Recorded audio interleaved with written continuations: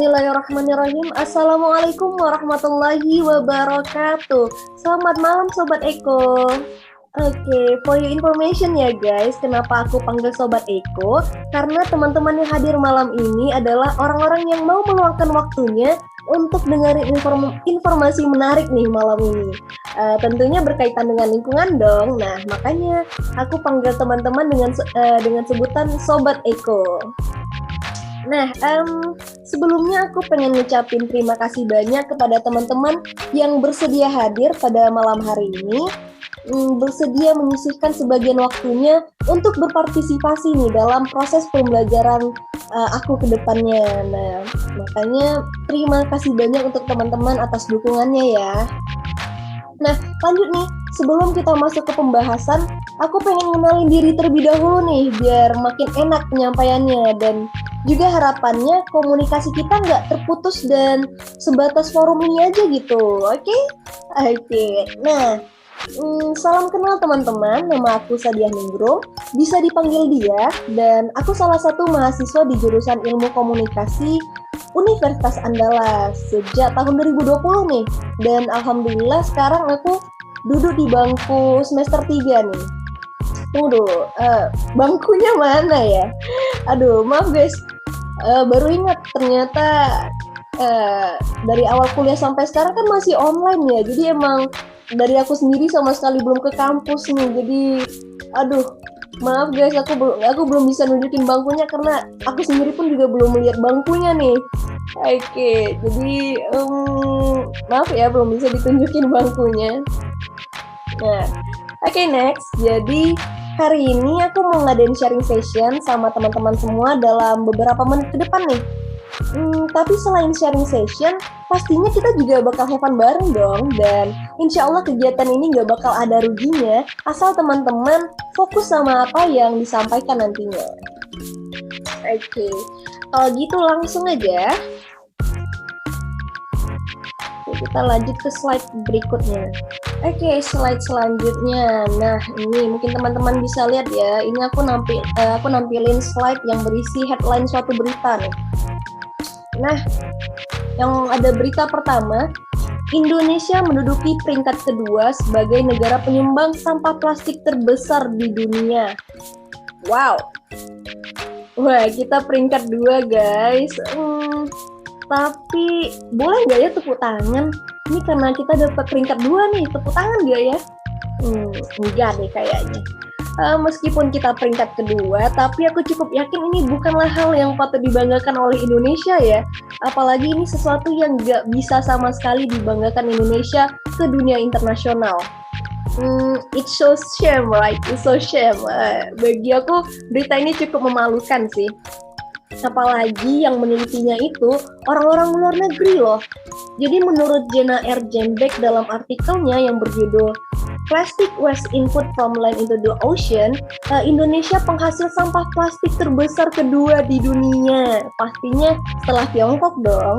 Karena Tiongkok ini termasuk negara dengan jumlah kepadatan penduduk tertinggi juga ya, dan aku nggak kebayang sih berapa banyaknya sampah yang dihasilkan setiap harinya. Nah, kita lanjut lagi ke headline berita berikutnya. Di sampingnya, tergeser. Nah, maaf ya guys. Oke, di sampingnya ada headline berita lagi nih. Indonesia ternyata hasilkan 67,8 juta ton sampah setiap tahun. Nah, wow lagi nggak nih? Jadi udah makin clear ya kenapa Indonesia mendapat peringkat kedua sebagai penghasil sampah terbanyak di dunia. Nah, kalau yang data ini nih berasal dari salah satu aktivis lingkungan di Indonesia sendiri, yaitu oleh Rosa Vivian Ratnawati selaku Dirijen Pengelolaan Sampah, Limbah, dan B3 Kementerian Lingkungan Hidup dan Kehutanan RI. Nah, menurut beliau, pada tahun 2019, Kementerian KLHK mencatat jumlah sampah sebesar 67,8 ton per tahun yang terdiri dari sampah organik dengan persentase 57% nih. Untuk sampah plastik 15%, sampah kertas 11%, dan sampah lain sebesar 17%. Wow banget ya. Nah, dari kedua berita tadi nih seharusnya udah cukup bikin kita ngerasa was-was nih. Miris, sedih, takut, khawatir. Wah, pokoknya nano-nano deh. Sebelum lanjut nih, aku pengen ngajak Sobat Eko quiz dadakan dulu nih. Ini gak lama kok guys. Ini salah satu ice breakingnya supaya bikin teman-teman lebih ngerasa have fun lagi gitu setelah diberi berita, diberi headline berita yang cukup mencengangkan gitu. Apalagi bagi orang-orang pecinta lingkungan nih. Nah, kalau gitu kita lanjut ke slide berikutnya. Nah, jadi guys, aku udah ngenalin ya sampah apa aja yang paling banyak ditemukan di laut. Nah, jadi begini Sobat Eko, memang tidak menutup fakta bahwa semua kegiatan manusia itu dijamin menghasilkan sampah, oke? Kita duduk aja itu bisa ngasilin sampah loh.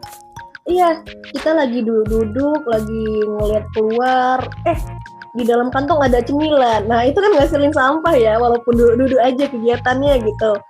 Nah, tapi sebenarnya gini loh guys, sebenarnya masalah ini bisa diatasi dengan baik jika sistem pengolahan sampah itu tepat juga. Masalah sampah ini dapat diatasi dengan sistem pengolahan sampah yang baik pula. Nah, kalau berbicara tentang sistem nih ya, pasti nggak jauh-jauh deh pembahasannya dengan pihak-pihak yang memiliki kewenangan atau kebijakan-kebijakan dalam mengatur serangkaian regulasi gitu. Siapa orangnya? Ya tentunya orang-orang yang di atas ya. Orang-orang yang di atas itu maksudnya ya pemerintah gitu ya. Pemerintah sebagai wakil rakyat dan pastinya yang memiliki kewenangan untuk menentukan serangkaian kebijakan. Nah, tapi Sobat Eko bukan berarti nih ya kita sebagai rakyat biasa yang nggak memiliki kewenangan untuk mengatur sistem dan segala macamnya bisa abai dengan masalah sampah yang merusak lingkungan tempat tinggal kita ini. Nah teman-teman pasti cukup tahu lah ya dampak yang ditimbulkan dari jumlah sampah yang sangat banyak bagi bumi dan makhluk-makhluk di dalamnya. Nah maka dari itu kita nggak seharusnya abai sama masalah yang kayak gini loh. Nah di sini aku pengen ngenalin nih ke teman-teman, terutama ke Sobat Eko, salah satu gaya hidup yang keren abis deh pokoknya. Nah, apa namanya? Nah, ini dia, introduce eco-friendly, salah satu gaya hidup yang lebih ramah lingkungan. Jadi guys, sebenarnya eco-friendly ini bukan berarti no waste atau tidak ada sampah gitu, melainkan eco-friendly ini adalah gaya hidup yang bertujuan meminimalisir kerusakan lingkungan gitu. Nah, jadi eco-friendly ini adalah salah satu langkah kita dalam menyayangi dan menyelamatkan bumi, teman-teman. Nah, lalu apa aja sih bentuk-bentuk eco-friendly ini? Jadi karena eco-friendly ini adalah sebuah gaya hidup ya, maka udah pasti kelihatan dari aktivitas-aktivitasnya, aktivitas kesehariannya. Nah, berikut ini slide yang menampilkan aktivitas-aktivitas dengan gaya hidup ramah lingkungan atau dengan gaya eco-friendly. Nah, yang pertama ada mengurangi penggunaan kertas. Nah, aktivitas mengurangi penggunaan kertas ini, jadi guys mungkin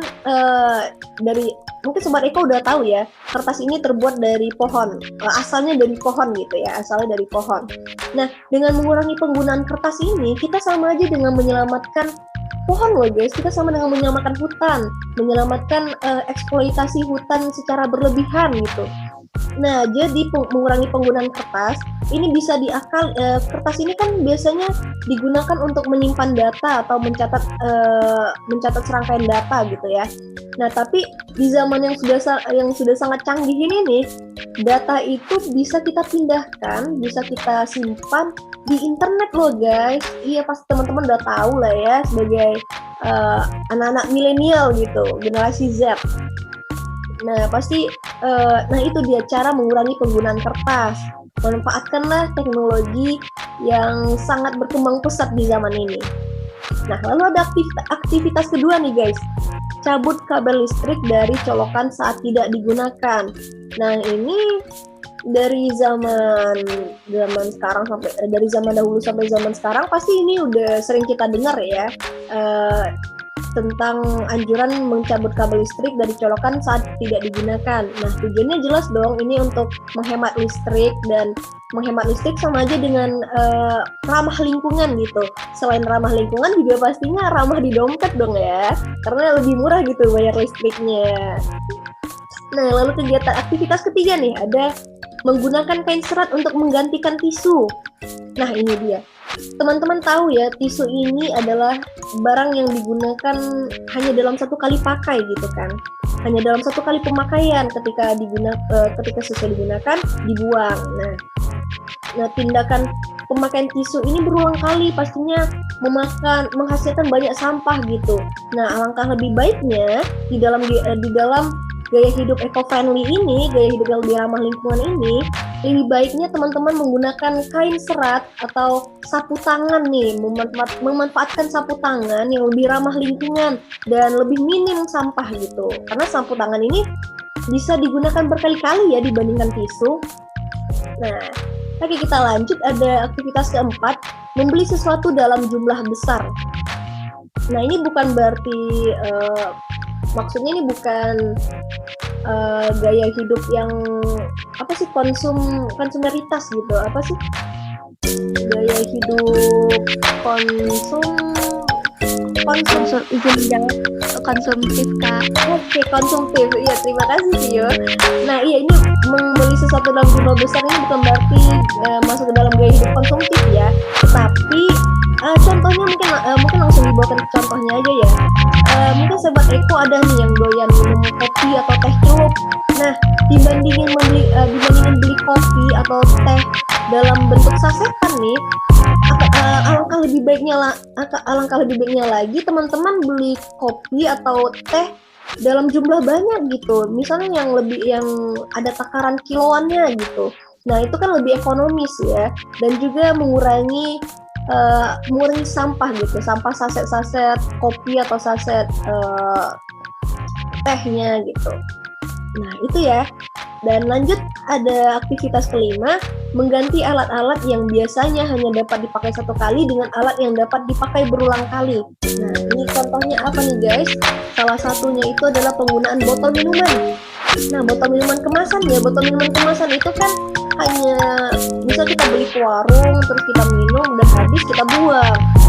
Nah, ini resiko menimbulkan sampah, resikonya banyak ya ini guys, menimbulkan sampah yang sangat banyak gitu kan, apalagi cuma satu kali pakai gitu. Dan teman-teman pasti tahu lah ya, plastik ini merupakan salah satu musuh bumi gitu, karena plastik ini sangat sulit terurai di dalam tanah, membutuhkan waktu beratus-ratus tahun agar dapat terurai oleh tanah. Dan kalau nggak salah aku itu sekitar 460 tahun untuk menguraikan plastik. Nah, itu sampai teman-teman punya cucunya cicit atau cicitnya cucu nih, itu belum tentu terurai loh. Nah, maka dari itu dalam gaya hidup eco-friendly atau dalam gaya hidup ramah lingkungan ini bertujuan untuk mengurangi sampah atau meminimalisir sampah gitu. Nah, terus apalagi tuh alat-alat yang bisa diganti gitu. Nah, contohnya sedotan plastik nih. Sedotan plastik ini juga salah satu yang sering kita pakai juga ya dalam kehidupan kita.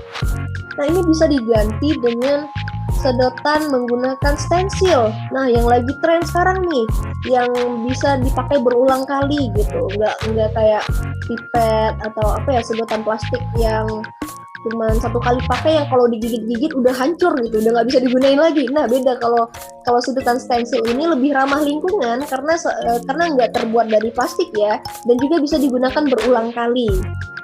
Nah, ada lagi nih,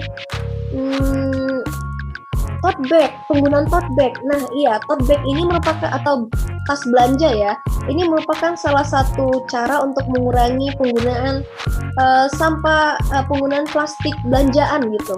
Nah, biasanya kan kalau misalnya dari pasar terus ada plastik gede tuh. Nah, dengan menggunakan tote bag ini atau tas belanjaan ini lebih ramah lingkungan karena nggak terbuat dari plastik pastinya, dan juga bisa dapat digunakan berulang kali. apalagi kalau misalnya tasnya lagi kotor nih kan itu bisa dicuci, nah bisa dipakai lagi. Nah jadi penggunaan tote bag ini juga termasuk yang ramah lingkungan juga ya guys, karena pastinya ya nggak terbuat dari plastik dong. Nah oke, ada apa lagi nih?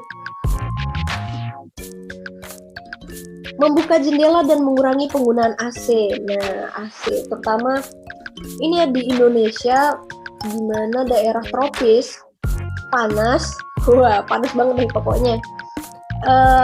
Emang gak jarang sih ada beberapa gedung yang menggunakan AC. Ya, kira-kira AC 24 jam. Nah, yang paling parah itu menggunakan AC selama 24 jam penuh gitu. Nah, jadi AC ini mungkin teman-teman udah tahu ya, penggunaan AC berlebihan juga nggak baik nih bagi bumi kita karena dapat mengurangi lapisan ozon. Nah, kalau lapisan ozon bumi berkurang, bahaya banget nih untuk bumi dan seisinya.